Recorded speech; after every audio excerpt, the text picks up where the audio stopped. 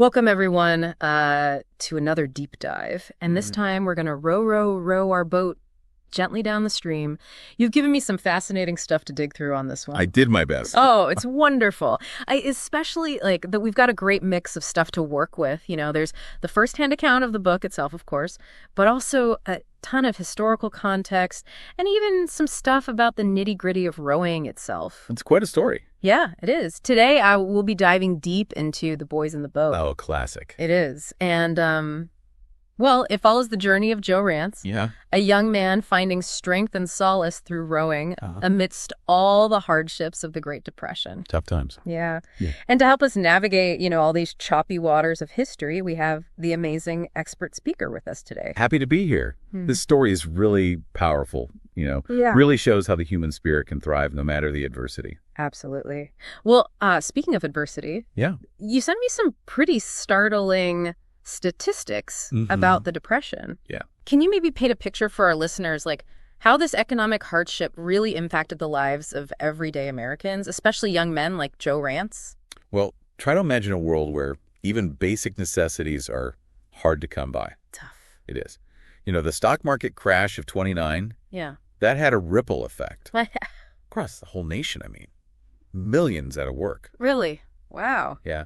Struggling to even make ends meet. And the sources, one of them mentions the price of wheat, for instance. It dropped to 1/10 of what it was. Wow. Yeah. And that's not just some abstract economic indicator. I mean, families couldn't afford basic food. Oh, wow. Yeah. For young men like Joe, this meant, I mean, you know, the opportunities just dried up. It was a constant struggle just to survive. Yeah. I mean, just listening to you describe it, it's hard to imagine that level of, I don't know, desperation almost. It's a tough time for a lot of people. Yeah. So let's talk about Joe. Okay. I mean, his childhood sounds anything but easy.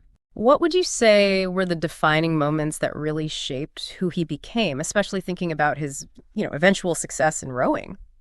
Well, his early life was really just instability and hardship. He even had to, like, row to school every day. Oh, wow. Yeah, not for sport or anything, just necessity. Wow. So, I mean, that early connection to the water, right? Yeah. It really hints at, you know, how resilient he was, how resourceful, but, you know, his home life. Yeah. Turbulent. Really? His stepmom, Thula, she brought a lot of conflict into the picture. And his dad, I mean, he struggled to even just provide for them. Oh, wow. And the emotional impact, right? I mean, his mom wasn't around. Yeah. He had to become self-reliant at a young age. Sounds like he had to grow up too fast. You could say that, yeah. So how do you think those early experiences, how do you think that impacted his approach to rowing? You know, both individually, but also as part of the team?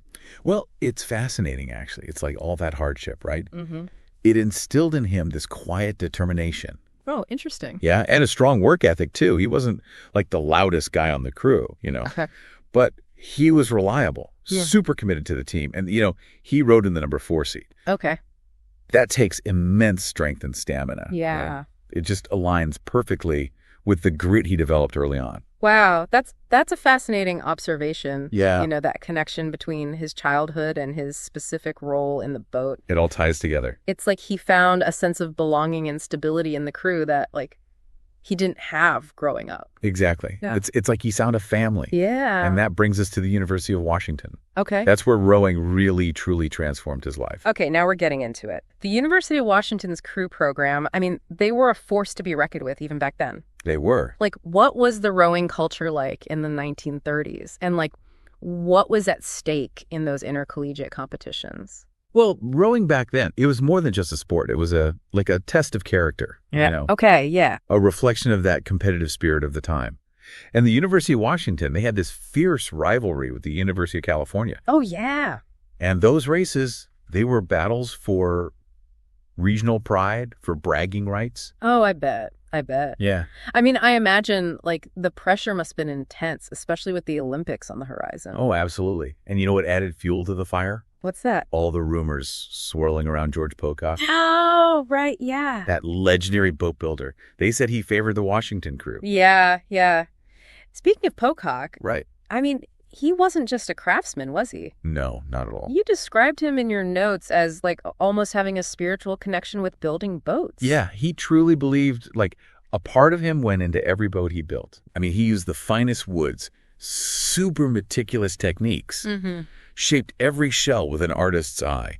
And the source material even mentions this one time. The Washington crew, they carried a Pocock shell right through downtown Seattle, dodging traffic. Wow. Like a parade. Yeah, that's incredible. It shows the reverence they had for his work. Yeah. Sounds like, his influence went beyond just the physical boats. Oh, for sure. How would you say his, philosophy impacted the Washington rowing team? Well, Pocock, he emphasized teamwork, discipline too, and finding harmony in the stroke, like surrendering to the process, losing yourself in the collective effort. And his philosophy, it really resonated with the rowers, shaped their mentality, fostered a winning spirit. So he wasn't just building boats, he was building a culture of excellence. Precisely. And that culture would be put to the test as, the crew faced their own challenges and triumphs on the road to the 36 Berlin Olympics. Right. And Joe's journey at UW wasn't exactly a smooth ride either. Not at all. I mean, he struggled early on, even failed PE. He did. What was it about Joe that caught the eye of the freshman coach, Tom Bowles? Was it raw talent or something more? Well, Joe definitely had physical strength. Yeah. But it was his quiet determination, that work ethic we talked about, that really set him apart. Bowles saw potential in him, raw potential that could be honed into something truly special. Yeah, and all this is happening during the Depression, right? Right. When everybody's struggling. Do you think that shared experience of economic hardship played a role in the team's dynamic? You can't ignore the societal context, that's for sure. These young men, they were all facing challenges that went way beyond rowing. Right. The camaraderie, the shared sense of purpose they found in the crew, I think it provided a much-needed escape from all the anxiety of the time. Yeah. It's like their struggle on the water, it mirrored their struggle for survival in their everyday lives.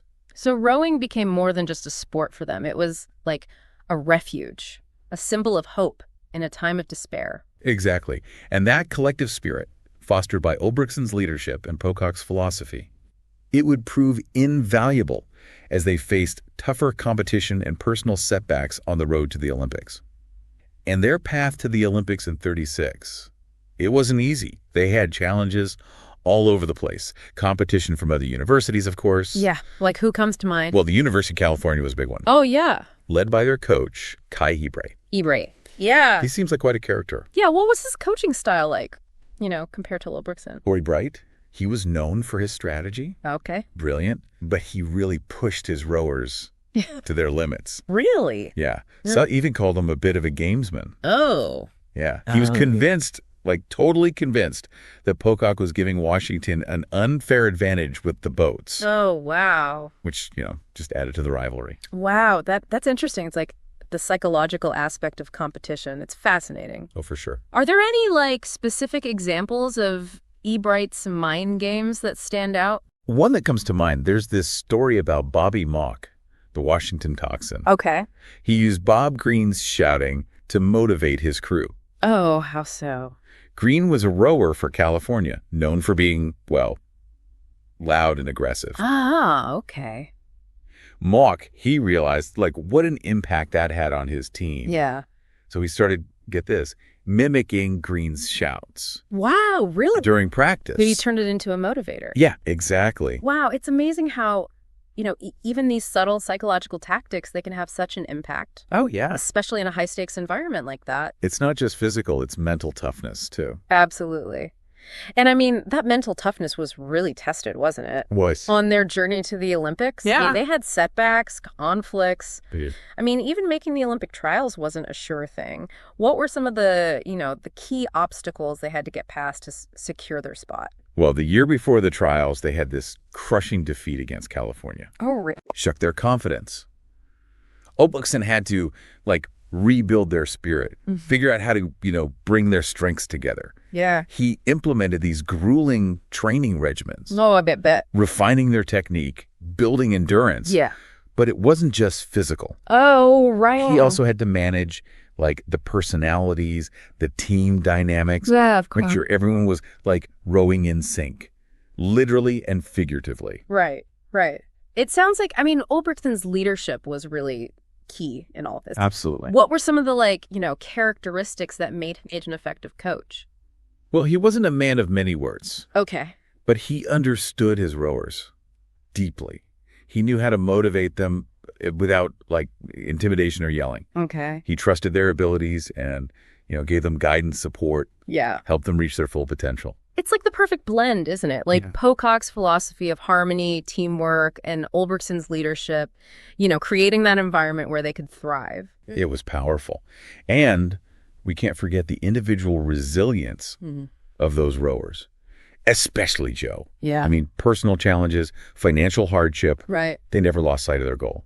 And then, of course, the 36 Olympics. Right. They were held in Berlin, Nazi Germany. Yeah. That must have been, it's hard to imagine what it was like for these young American athletes to be in such a politically charged environment. Well, the sources, they offer a glimpse into this real contrast. Mm-hmm. On one hand, you have the excitement of the games, Yeah. the camaraderie of, athletes from all over the world, Yeah. the thrill of representing their country. Yeah. But they couldn't escape the reality of Nazi Germany. Yeah.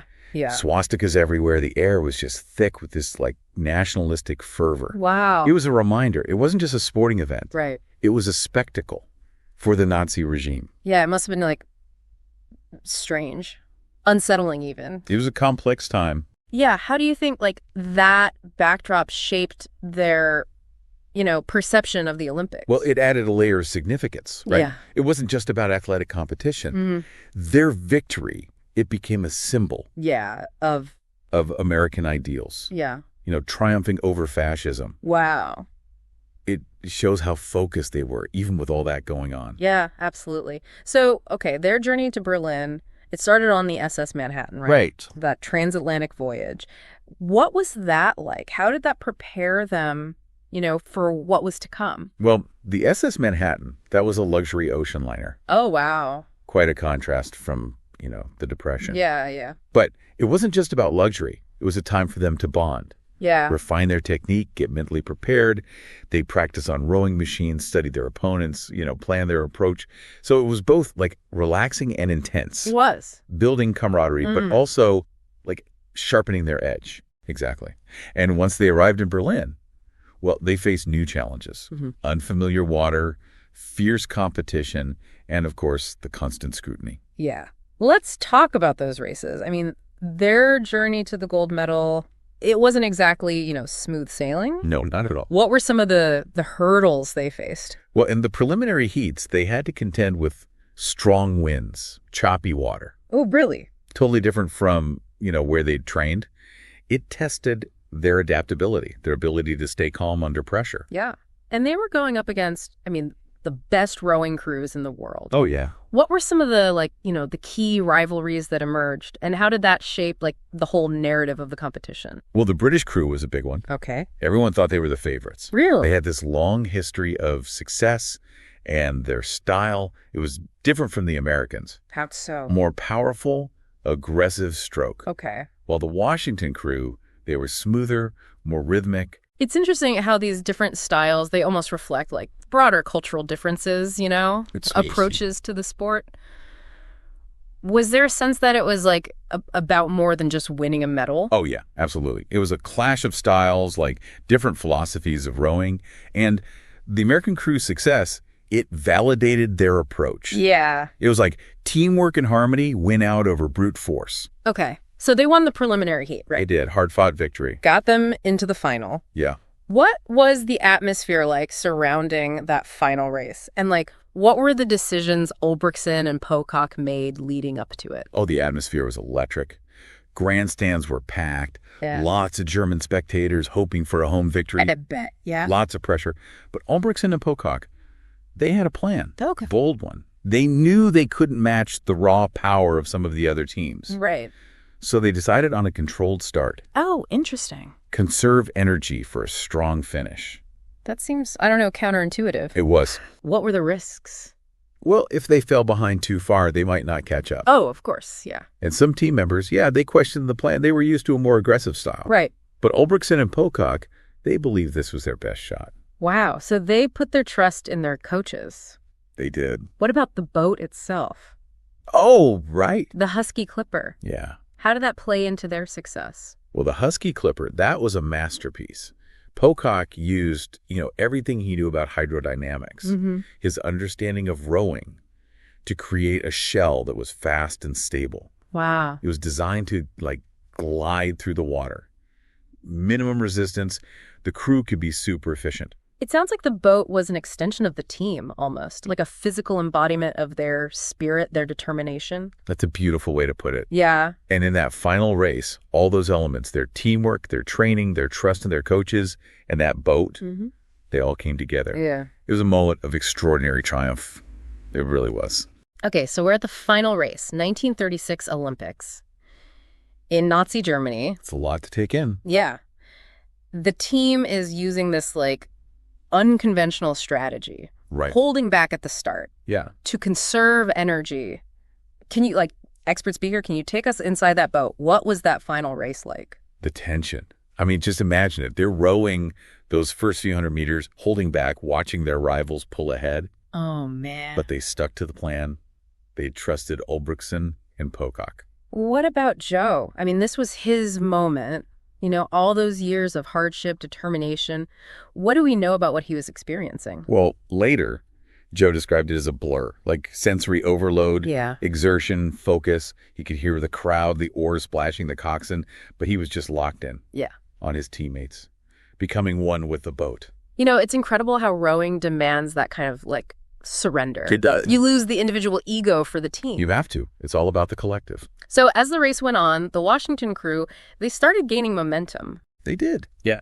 The other teams, they'd spent their energy. They started to tire. And the Americans, steady, rhythmic, they started closing the gap. The sources described the last part of the race as, like, a nail biter. Oh, it was.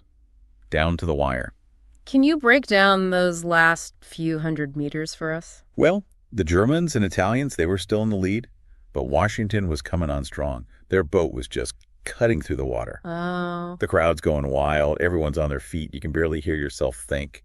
And those three boats, they're neck and neck heading for the finish. So what happened? It's a moment for the history books. The Washington crew, they crossed the line by a fraction of a second, ahead of Italy and Germany. Wow. Gold medal. Against all odds. I mean, it's an incredible story, triumph over adversity. But I'm curious, you know, after the cheering died down, the medals were given out, what happened? How did all this, like, shape these young men, especially Joe? Well, their lives, they went in different directions. Some went off to World War II. Some had successful careers. But they all carried the lessons from the boat with them. Yeah. They stayed connected, had reunions, even rode together years later. So it was more than just a sport, wasn't it? It was. It was a bond, forged in hardship and triumph. Yeah. And Joe, you know, from those humble beginnings, he went on to have a fulfilling life. I mean, it really shows you resilience, determination. They can get you through anything. They can. It's inspiring, isn't it? It is. You know, their story, the story of the boys in the boat, it's so much bigger than rowing, isn't it? It is. Why do you think it's so powerful, even today? Well, I think it speaks to something deep in us, you know, that human need for unity, for strength and togetherness, overcoming adversity through collective effort, achieving greatness, even when it seems impossible. We're capable of amazing things when we work together. I think you're right. What about you, listener? What part of this journey resonates with you? Joe's struggle, the team's resilience. Think about it. How do those themes, teamwork, perseverance, how do they connect to your own life? Maybe their story will inspire you, you know? Embrace those challenges. Find strength in collaboration. Strive for greatness. I think it's a story that can stay with you long after the deep dive is over. It is. Expert speaker, thank you so much for, guiding us through all of this. It's been fascinating. My pleasure. I always enjoy talking about this story. And to you, listener, thank you for joining us. If you want to dive deeper, read the book, explore the history, we encourage you to do that. And until next time, keep exploring, keep learning, and keep diving deep.